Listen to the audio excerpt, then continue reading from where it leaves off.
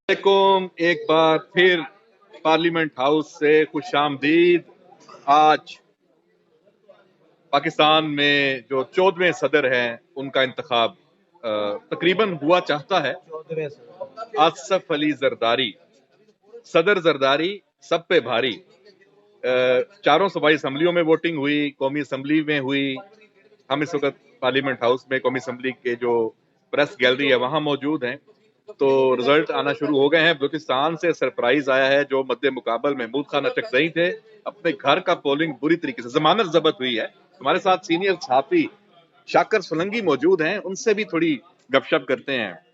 ये लें जी, शाकर साहब अब आपको नजर आ रहे हैं जनाब, और आप देख सकते हैं कि किस तरीके से ये इन्होंने मोर्चा बंद है आसफ अली जरदारी को सदर बनाने के लिए। ईवान सदर में शायद ये, बल्कि यकीनन जरूर होंगे कल जब 4 बजे आसफ अली जरदारी तकरीब हलफ बरदारी में हलफ ले रहे होंगे। और शाकर भाई, जो तवक्को थी, क्योंकि ये तो सारी कैलकुलेशंस की गेम थी, ये तो पता था कि ये रिजल्ट आना है। बलूचिस्तान से सरप्राइज नहीं आया? बड़ा सरप्राइज आया है क्योंकि बात यह है कि बलूचिस्तान में जेयूआई ने बाइकाट किया।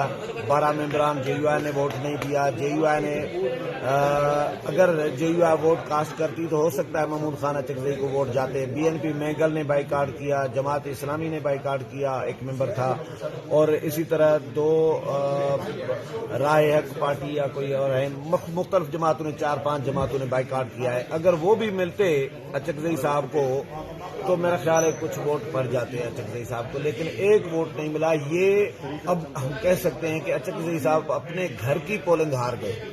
एक ही पोलिंग थी और वो भी हार गए। अच्छा, ये आप कैसे देखते हैं पीपल्स पार्टी की सियासत को और सदर आसफ अली जरदारी की? ये जो इंतखाबात थे बड़े कॉम्प्लेक्स थे। जो सुन्नी इत्तेहाद कौंसिल है, पीटीआई है, उसका जो मैंडेट की बात हो जाए, फिर नून लीग पंजाब में बड़ी स्ट्रांग थी। लग रहा था कि मरकज में नून लीग की बड़ी हुकूमत ताकतवर होगी, लेकिन अभी जो ताकत के मराकज हैं उन पे आपको कब्जा किसका होता नजर आ रहा है, सियासी जो ताकत के मराकज हैं? देखिए, बज़ाहिर तो जो सिविलियन इक़्तिदार है वो तो नून लीग के पास है, वज़ारत उज़्मा की कुर्सी नून लीग के पास है, लेकिन पीपल्स पार्टी चाहे काबीना भी नून लीग की होगी, चाहे पीपल्स पार्टी काबीना में भी शामिल नहीं हो रही, लेकिन मेरा ख्याल है पीपल्स पार्टी नून लीग पे हावी रहेगी, नून लीग पे भारी रहेगी, क्योंकि चेयरमैन सेनेट पीपल्स पार्टी के पास होगा, सदर ममलिकत पीपल्स पार्टी के पास होगा, 2 गवर्नर्स पीपल्स पार्टी के पास होंगे। और दूसरा ये कि काबीना में जब पीपल्स पार्टी नहीं आ रही ना, तो फैसले बहरहाल पीपल्स पार्टी अपने तस्लीम कराएगी नून लीग से।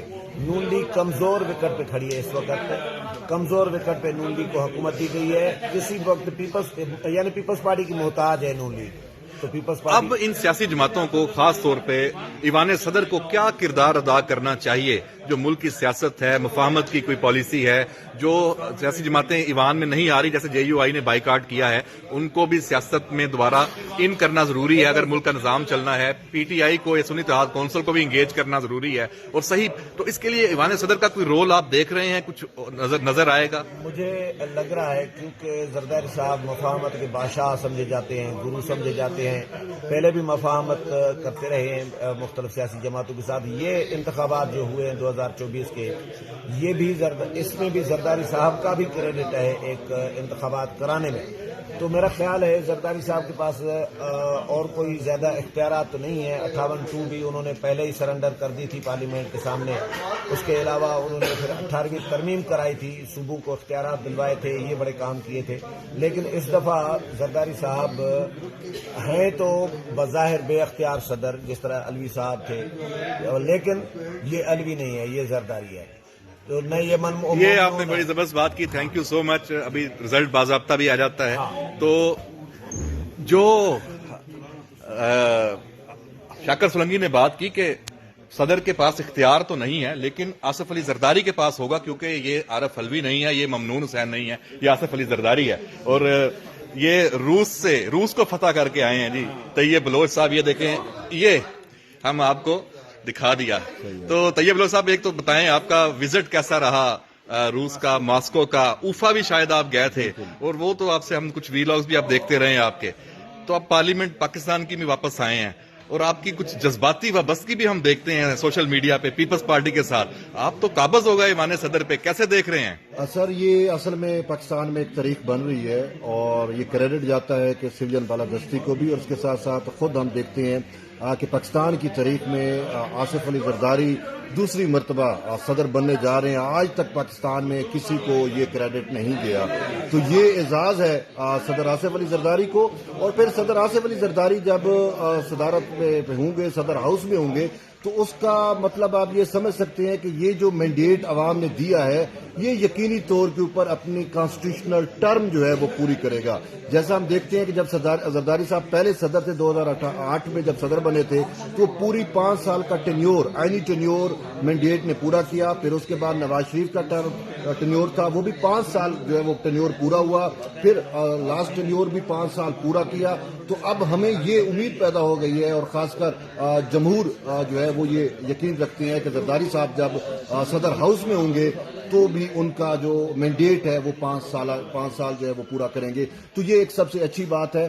اور چونکہ پاکستان میں جو ہے وہ بہت کچھ ہوتا بھی رہتا ہے، لیکن زرداری صاحب کا صدر ہاؤس میں بیٹھنے سے مطلب یہ ہوگا کہ یہ جو ہے وہ جمہور کی جو ہے وہ بالادستی. دیکھیں بالکل زبردست. تھینک یو سو مچ. طیب بلوچ صاحب نے جو بات کی ہے اس میں وزن ہے، سب کو امیدیں ہیں اور امیدیں رہنی چاہیے. اور جب صدر زرداری کی بات ہو، پیپلز پارٹی کی بات ہو، موجودہ حکومت کی بات ہو، وزیر اعظم شہباز شریف کی بات ہو، تو ایک نام سب سے پہلے گونجتا ہے صحافیوں میں. وہ نام ہے، یہ آپ دیکھیں، یہ آپ کے سامنے سکرین پہ آ گیا. یہ جی آپ پہچان لیا ہے وقار ستی صاحب. آپ سے بھی چند گزارشات اور آپ کا جو تجزیہ ہے اور آپ کے خیالات ہیں وہ جانتے ہیں. کیسے دیکھ رہے ہیں یہ کیسا موقع ہے پاکستان میں سیاسی استحکام کی؟ یہ والی جو منزل ہے یہ کہاں ہمیں لے کے جائے گی؟ بہت شکریہ احمد صاحب. سب سے بڑی بات یہ ہے کہ ظاہر ہے یہ 14ویں صدر مملکت بننے جا رہے ہیں، لیکن آصف علی زرداری دوسروں سے ممتاز یا ان کا موازنہ اگر وہ کریں تو وہ اس وجہ سے ہے کہ انہوں نے ہمیشہ پارلیمان کو اسٹرینتھن کرنے کی بات کی ہے، آئین اور قانون کی بات کی ہے، ریاست کی بات کی ہے، اسٹیٹ کی بات کی ہے. آصف علی زرداری جب 2008 میں بنے تھے پہلی دفعہ، اس وقت ساری انسرجنسی ہو رہی تھی. سوات جو آپ کا علاقہ آپ کو پتہ ہے کتنی مارا ماری تھی، دہشت گردی تھی. انہوں نے آ کے پورے پارلیمان کو ایک پیج پہ لایا اور ریاستی اداروں کے پیچھے عوام کو اور پارلیمنٹ کو وہ کھڑا کیا، اور وہ وہاں سے بڑے کامیاب آپریشن وہ ہوئے تھے. پھر انہوں نے اس وقت وہ فرینڈز آف پاکستان کے نام سے ایک نیا کام وہ جو ہے وہ شروع کیا تھا. آج پھر حالات اس طرح کی کہ اگر نہیں ہے، لیکن پاکستان جس طریقے سے ریاستی عدم سیاسی استحکام کا شکار ہے، اور جو وہ بدامنی یہاں پہ میں سمجھتا ہوں کہ وہ یہاں پہ جب اوتھ کل لے لیں گے کل شام 4 بجے، تو اس کے بعد وہ ایک بڑے لیول کا ایک ڈائلاگ کرنا چاہتے ہیں. اور وہ کہتے تھے کہ ٹروتھ اینڈ ریکنسیلیشن ایک کمیشن وہ بنانا چاہتے ہیں. اور اس کے علاوہ ایک دو چیزیں ان کی جو اور تھیں کہ ایران سے گیس پائپ لائن کے حوالے سے بات، پھر وہ زراعت کے حوالے سے بڑی بات کر رہے ہیں، ایگریکلچر کو بڑا فوکس کر رہے ہیں. اور انہوں نے اپنے تاجروں کو اس ایشو کے اوپر وہ کنونس بھی کیا ہے. اور لگتا یہ ہے کہ اگلا جو ان کا دور ہوگا وہ پارلیمان بھی مستحکم ہوگی، اور ایوان صدر کا جو وقار بحال نہیں رکھ سکے گزشتہ 5 سال میں بدقسمتی سے جو بے توقیری کی گئی اس عہدے کی، وہ اضافہ نہیں ہوگی. اور ایک اور چیز جو مجھے، یا آپ اس کو خوش فہمی کہہ لیں یا اس کو میرا گمان کہہ لیں، وہ یہ ہے کہ طاقت کا مرکز اور فیصلہ سازی کا جو ایک ٹھکانہ ہوگا نا، وہ ایک مرتبہ پھر جو ہے وہ ایوان صدر ہوگا، جو 2008 سے 2013 تک تو رہا لیکن اس کے بعد نہیں رہا. بہت شکریہ. تھینک یو وقار ستی بھائی. تو ویورز آپ نے دیکھا ایوان صدر میں تبدیلی ہے، بڑی تبدیلی ہے، پاکستان کی سیاست میں بڑی تبدیلی ہے جو آ گئی ہے. اور پی ٹی آئی کا جو آخری آپ مورچہ کہہ لیں وہ آج چھن گیا. ایوان صدر عارف علوی وہاں موجود تھے اور کچھ اچھے خوشگوار طریقے سے وہاں سے وہ رخصت نہیں ہوئے، بلکہ ان کی پوری پارٹی کے ساتھ یہی ہوا ہے. ہاں البتہ جو آپ دیکھ سکتے ہیں کہ خیبر پختونخوا میں وہ واپسی ان کی ضرور ہوئی ہے.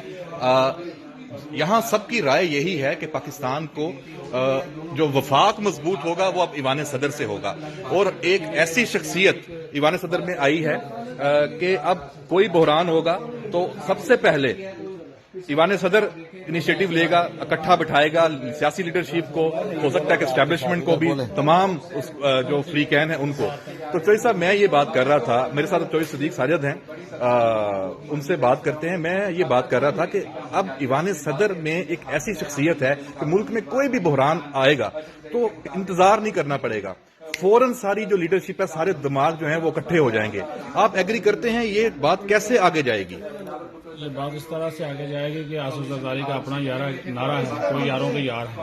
ظاہر ہے جو چیزیں وہ پہلے بھی صدر رہ چکے ہیں, انہوں نے 5 سال جس طرح مکمل کیے, حالانکہ ان کو اپنا وزیر اعظم تبدیل کرنا پڑا تھا, لیکن انہوں نے بطور صدر جو ہے وہ 5 سال پورے کیے اور اسمبلی کو بھی 5 سال پورے کرائے. اور اس کے بعد ہوتا یہ رہا کہ جو بھی پھر اسمبلی آئی اس نے اپنی مدت جو ہے وہ پوری کی. اس میں آصف زرداری کا ایک کمال تو ہے. اب ظاہر ہے جس طرح کے چیلنج ہیں, جس طرح کے مسائل ہیں, اور جو آپ نے اینٹی اسٹیبلشمنٹ رویے کی بات کی ہے, اس میں بھی آصف زرداری اپنا ایک رول بطور ریاستی سربراہ کے طور پر جو ہے وہ ادا کر سکتے ہیں, کیونکہ جو ان کے پیش رو تھے عارف علوی, انہوں نے جو کچھ کیا وہ آپ کے سامنے ہے. وہ ریاستی سربراہ ہوتے ہوئے, مسلح افواج کے سپریم کمانڈر ہوتے ہوئے, ان کے ساتھ ان کی جو نہیں بنی اور ایک پارٹی کارکن کے طور پر کام کرتے رہے. آصف زرداری کو پتا ہے کہ وفاق کیا ہے. تو ظاہر ہے ایک بڑی پارٹی, وفاقی پارٹی جو کہ چاروں صوبوں میں وفاق میں جس کی اپنی ایک پریزنس موجود ہے, اس کی وہ سربراہی کر رہے ہیں. اور جب صدر کے عہدے پر بیٹھیں گے تو ان کو چیزوں کا بھی پتا ہے, ایشوز کا بھی پتا ہے, انٹرنیشنل ایشو, علاقائی ایشوز, اور پھر وہ جس طرح کی گفتگو ان کا انداز ہے, اور جو انہوں نے شائع میں بھی بات کہی کہ چیلنجز پہاڑ جیسے ہیں لیکن ہم جو ہے وہ مل کر حل کریں گے. تو ایک اچھا جو ہے یہ تجربہ ہوگا ان کا دوبارہ ایوان صدر میں بیٹھنا.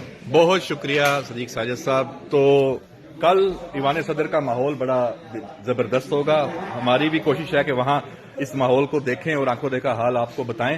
اور سب سے اہم 23 مارچ کیا منظر ہوگا. Army chief general Asim Munir ہوں گے, مسلح افواج کی قیادت ہوگی, وزیر اعظم شہباز شریف ہوں گے, صدر آصف زرداری ہوں گے. تو 23 مارچ کے یہ مناظر ابھی سے ذہن میں آپ لانا شروع کر دیں تو پاکستان بدل گیا ہے. تو یہاں آج پارلیمنٹ ہاؤس سے اجازت دیجیے, باقی دوستوں سے بھی بات کریں گے ایک وقفے کے بعد.